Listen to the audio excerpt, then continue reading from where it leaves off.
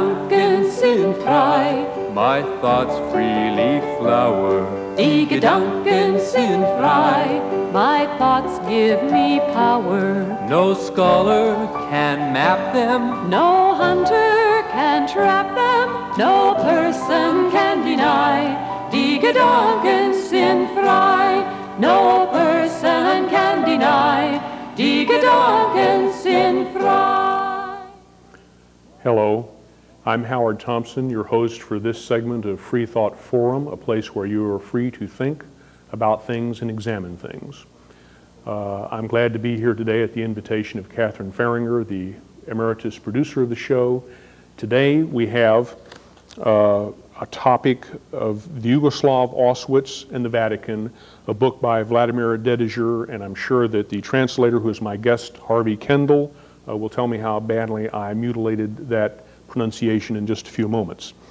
I am editor of the Texas Atheist, which is an independent free email newsletter, and you'll get an address for that if you wish to subscribe later on.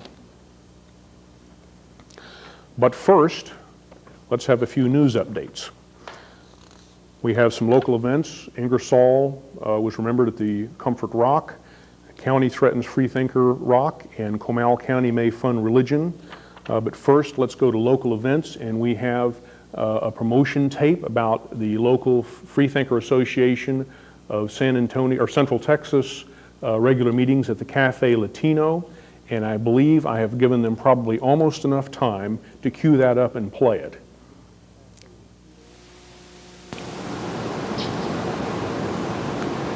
Hi, I'm Don Lawrence. I want to invite you to come down to Cafe Latino. We have weekly discussions here on some pretty provocative subjects. It's no hold barred as far as the discussion goes.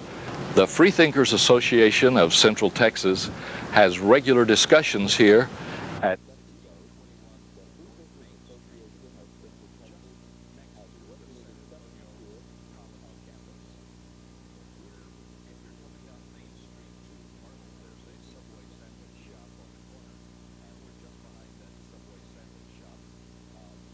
We have discussions here every Wednesday night at 6:30, and then on Fridays at 12:30 just after noon. We talk about all kinds of interesting subjects. The one we just talked about tonight was more virgins in the volcano, how not to fix America. And basically the ground we covered was that in times of stress, a culture tends to do ritualistic things that may have no value. And we laugh at the natives who throw virgins in the volcano because we know that throwing virgins in the volcano doesn't help. But people do things like that in times of stress. So that was tonight. We will be talking about things like rabbis, priests, and pastors, why women need not apply. We've talked about subjects in the past like the crisis in Littleton and how religion makes young people crazy. All kinds of subjects that can be provocative, but the point is to get you to question your basic cultural beliefs and to consider that your mind may be stuck inside a box. We don't believe in the Freethinkers Association. I won't say everyone, we welcome everyone, but the majority of the people that attend our meetings don't find any evidence for the supernatural, for instance. We don't believe that there's credible evidence that there's any supernatural aspect to the world. And similarly, we find the evidence for an afterlife lacking. And we've talked about has a miracle ever occurred? Of course, there's no evidence that anything supernatural has ever occurred in the world. So we'd like for you to come down and talk to us. We're the Freethinkers Association of Central Texas. We welcome everybody. If you believe in the supernatural, if you believe there's some kind of God or supreme being, we're happy to talk to you about that. Most of us are agnostic or atheist, But we don't ridicule or humiliate or shun anyone. We'd be happy to have you come and talk to us about these kinds of subjects. So we'd like for you to come down and be with us again.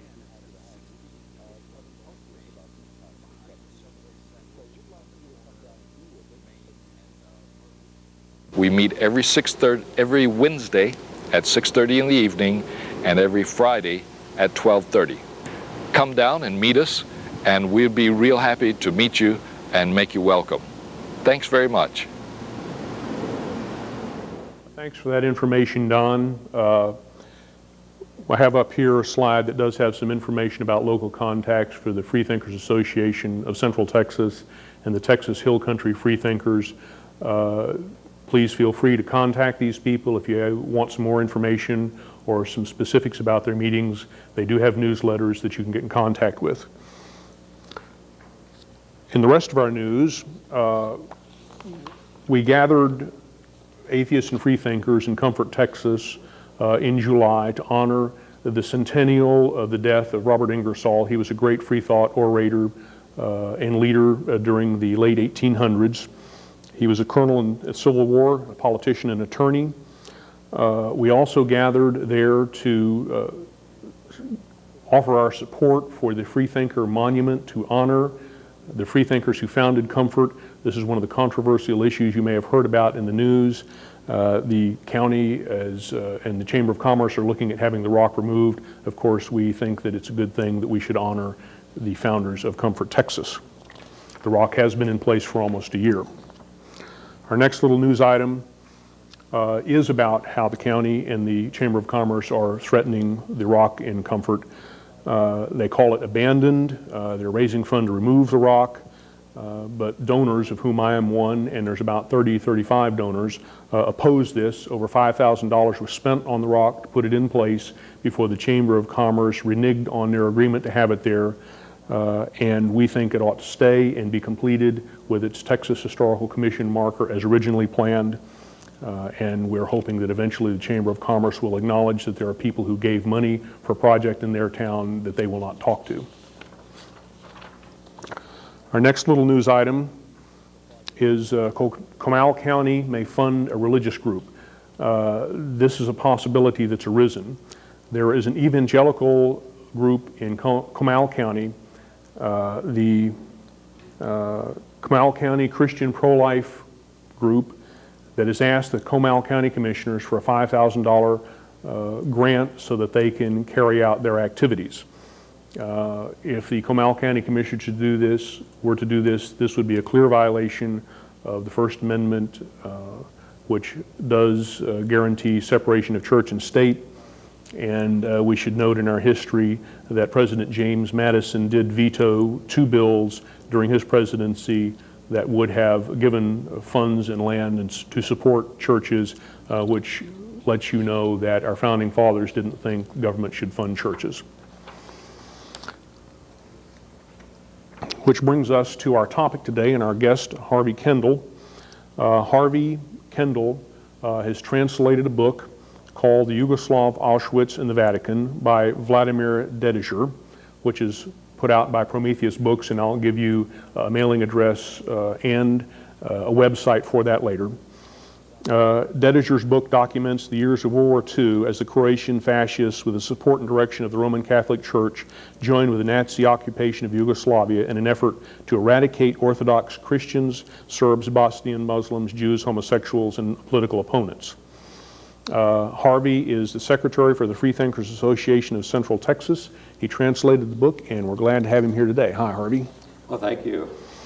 Let's kick off the discussion by asking you how you found out about this book and how you came to be the translator. That happened in, I think it was the spring of 1988. There was a convention of the American Atheist in San Diego, right, and I attended that convention. One of the speakers there was a German man who gave 2 talks, neither of which did I know anything about, but since I speak German and have German background, I attended those, and I'm very happy that I did, because one of his talks had to do with this book that he had gotten published in German. The book was written originally in Serbo-Croatian, and it was published in Yugoslavia, but had very small circulation due to political reasons. And he got a hold of it and had it translated into German, and then I translated from the German to the English. I talked to that man. His name was Gottfried Niemitz, and I asked him if he had any intention of having it published in English, and he said that he wasn't able to find a translator, so I handed him my card and all started from there. Well, it's one of those things that happens when people get together and have common interests. One of the themes of the book, and I have not read the book, I've just read a few notes, so you'll be educating me, this will all be new to me. One of the themes of the book, I gather, is the Vatican's participation with the Nazi occupation of Yugoslavia during World War II, and how they worked with Croatians and the fascist forces to carry out the same types of genocidal maybe is a good word, activities against certain groups in Yugoslavia. Has there been any response from the Vatican to this that you know of offhand? I know of absolutely nothing. I think that it's only typical that the church authorities, when they're backed into a corner, they say nothing, and it usually gets them off the hook. Well, why don't you describe some of the things that the book describes that are disturbing in terms of how people are hurt and loss of freedoms, and what happens when we have a tyranny that this is an example of, I think. Well, we should understand, I think, first of all, a little bit about the political situation. There was a man in former Yugoslavia who in 1929, I believe it was, founded a fascist party. It's called the Ustasha, and Ustasha means rebel in Serbo-Croatian, and it, as I said, was fascist. It advocated the eradication of all non-Catholics and all non-Croatians from Yugoslavia. Yugoslavia had been a country only a short time. It was founded only after World War I under a king. They had a king and a parliamentary situation, and King Alexander in about 1918 proclaimed a dictatorship and dismissed the parliament and tried to unite the country, and for the first time called it Yugoslavia. That irritated, of course, Rome, the Vatican, because the split between the Eastern Orthodox and the Roman Catholic Church was quite clear, and the Eastern Orthodox, if under a state of Yugoslavia, would be able to move closer to Rome. And this terrified the Pope and the Vatican, and with the help of the Vatican, this man whose name was Ante Pavelić, established the Ustasha party and began his pogroms against the Serbs. Now, just so that our audience is clear, the Croatians are Roman Catholics, the Serbs are Orthodox Christians, and it was primarily the Catholic Serbs against the Orthodox Christians. That was their major activity? Yes. If we can have a look at this map here, if you see in the upper left-hand corner, Slovenia and Croatia, these were primarily the Roman Catholic areas of the country. And then to the far east is Serbia. Serbia was the home of the Eastern Orthodox Yugoslav branch there. In between is Bosnia-Herzegovina, which we heard a lot about a few years ago in the battles between the Croatians and the Bosnians. This area of the country was occupied primarily by a mixture of Serbs and Muslims. So we have the Roman Catholics here, Muslims here, and the Eastern Orthodox over there. So this is primarily, in some ways, kind of a classical religious conflict that we see pop up again and again in human history. Yes, it is. It's territorial, a matter of survival, one church, one religion over another. Well, after the Nazis came to power and conquered Yugoslavia, then they began working with the Croatians. Were the Croatians their puppet government? Yes, it was. The government in Croatia was called the Free State of Croatia under this gentleman, Pavelić. I hesitate to call him gentleman. But he was, first of all, he had a history of murder. He murdered the king of Yugoslavia, and that took place in Paris. The French government tried him in absentia because he had disappeared, and they tried him in absentia and sentenced him to death. The Yugoslav government also tried him in absentia and sentenced him to death. So where was Pavelić during this time? In Rome. He was being harbored by the Vatican and by the Mussolini fascist government there. In 1941, when the Nazis moved into Zagreb, which is in the capital of Croatia, Pavelić then was named by the Pope and by Mussolini as being the head of the state, this new state that they called the Free State of Croatia. Yeah. Okay, now, so this man had a history of brutality.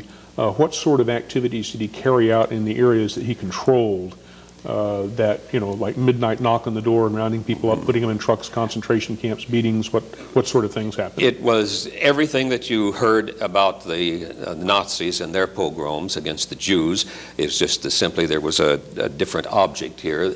Pavelić's object was to destroy all Serbs within his domain, and that would have been through the northeastern part of the country. And his first task was to eradicate the Yugoslav army. There had been a Yugoslav army set up by this king, Alexander, and it was still in operation. And the Nazis and the fascist government in Croatia set about, first of all, to eliminate it. In order to do so, they enlisted the help of the church. It was primarily clerics. Catholic Church, when you say church. The Roman Catholic Church, yes. It was primarily the Roman Catholic clerics who were responsible for going out to these encampments where the Yugoslav army was and disarming them. And they did it rather peacefully. They just simply took away their arms and turned them over to the Ustasha military. Well, that's quite a bit of direct involvement by Catholic clergy then. What was the Pope saying or doing as these things were going on, or not doing, maybe, that were indicative of his knowledge and awareness? And we're talking Pope Pius XII here. Yes, Pope Pius XII. It is very difficult to pinpoint anything that Pope Pius XII did except this background support that he gave to the Ustasha. There were constantly delegations coming from Zagreb to the Vatican, and they would often do things like performances of a choral work or recitations of poetry and so forth, and then that gave the Pope the opportunity to praise them. And there are only a few instances where there is in writing with the Pope's signature on it anything that says that he supported what they were doing. Okay. But by tacit agreement, it's quite clear that he was supporting So basically, it sounds like there was what we might call cultural exchanges. The Pope was friendly to them. He praised them, and there's a little bit of writing to indicate that he was aware of what was going on, and that called forth from him no condemnation of these people or their actions. That's about it. Now, close under his authority were other dignitaries in the Vatican who did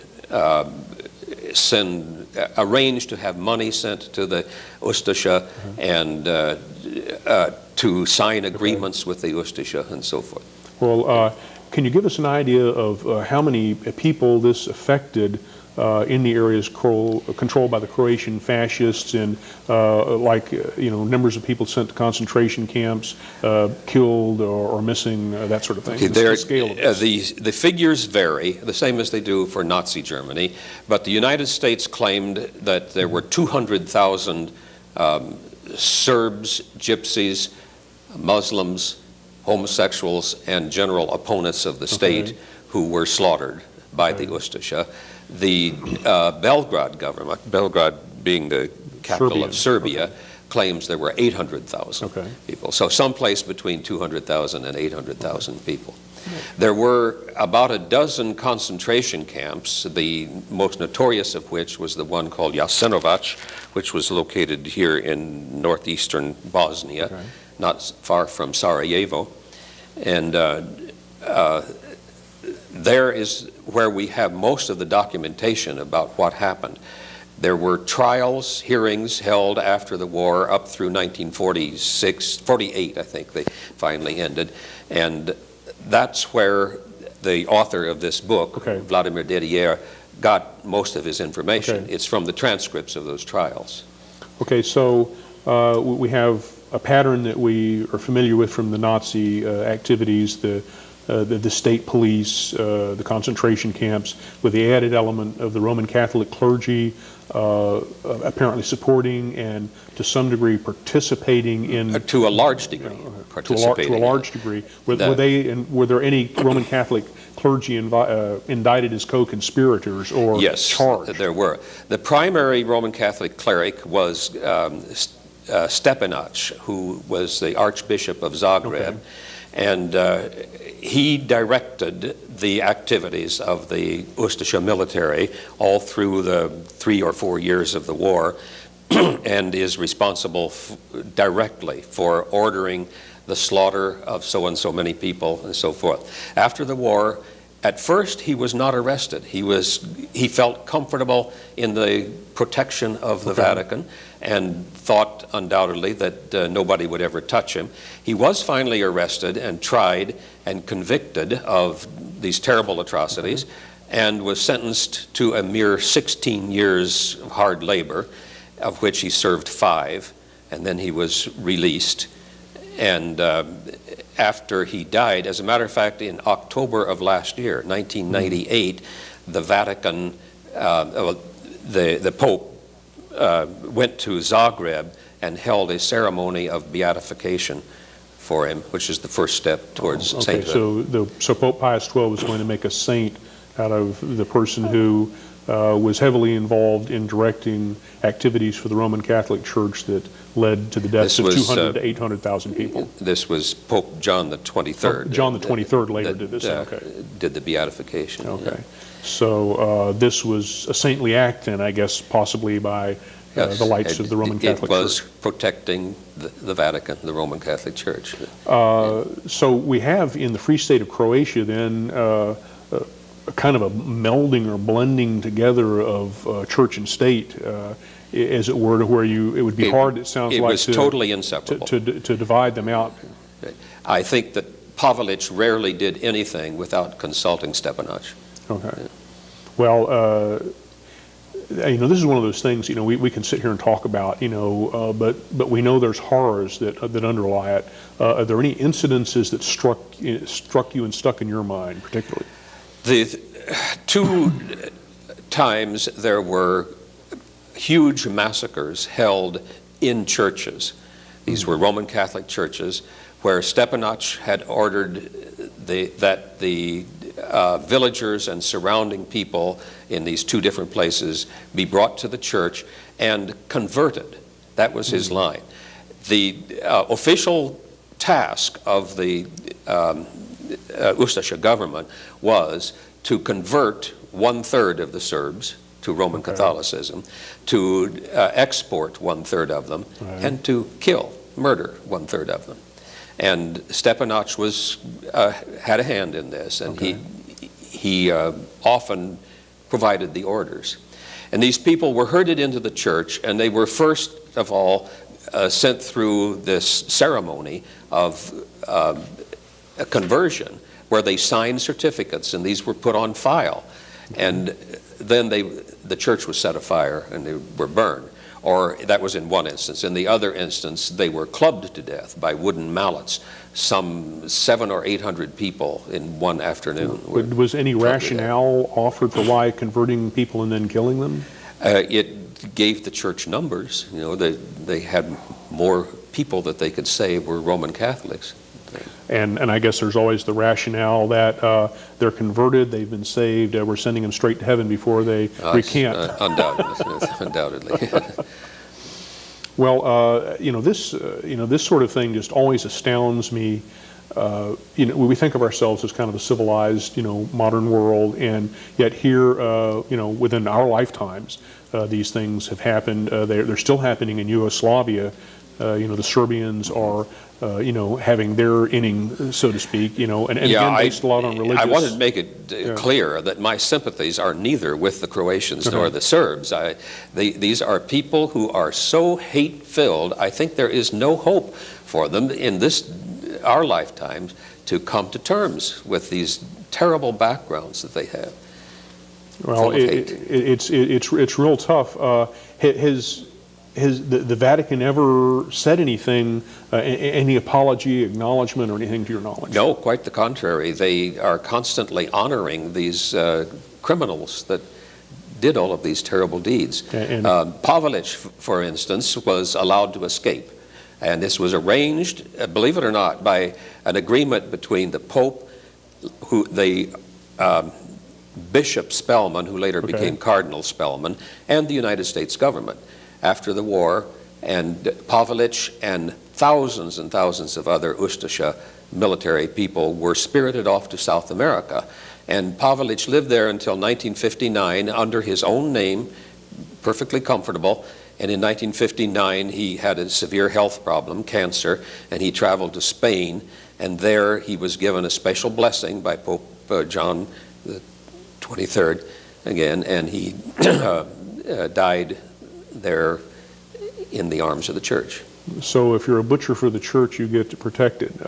And my understanding is that Pope Pius XII is also on his route to becoming a saint of the Catholic Church also. I wanted to call attention to, I've put the address of Prometheus Books up here, where you can get a copy of the Yugoslav Auschwitz in the Vatican, and there's a website address there that's Prometheus Books. It would be fairly easy to find. When you tell Catholics this, what kind of response do you get? Well, I haven't had much opportunity to argue with Catholics. My general feeling is that there is no arguing with people who have faith to back them up. You can't argue with faith. But logically, I have done things like this program and a few other talks that I have given, just simply exposing what's in the book. And Catholics stare at me, religious people in general just stare at me in wonder and go their own way. I think they're just simply excluding it from their minds. They don't want to know about it. Well, our human brains can be very selective in what we pay attention to and what we ignore, and you're certainly jamming them in a spot they could worry about. Well, I want to thank you for being here, Harvey. I'm getting a timing there that tells me I probably better begin to wrap up. I've got a slide up here with the local contacts again for the Freethinkers Association of Central Texas and the Texas Hill Country Freethinkers. Feel free to contact them if you want information about their organizations or any of their meetings. I'm editor of the Texas Atheist. It's an independent free email newsletter, and you can subscribe just by sending me an email notice. And we're glad that you were here today, and we hope that we gave you some food for thought and that you are able to take the information away and make the best of it that you can, and choose what to think for yourself, but at least look at the evidence, and we'll be glad to see you next time on Freethought Forum. Thank you very much.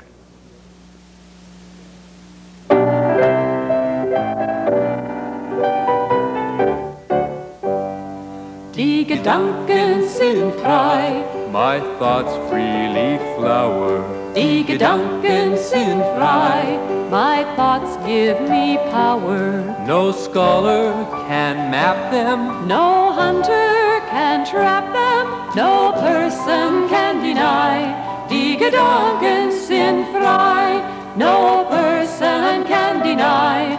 Die Gedanken sind frei. I think as I please, and this gives me pleasure. My conscience decrees, this right I must treasure. My thoughts will not cater To do good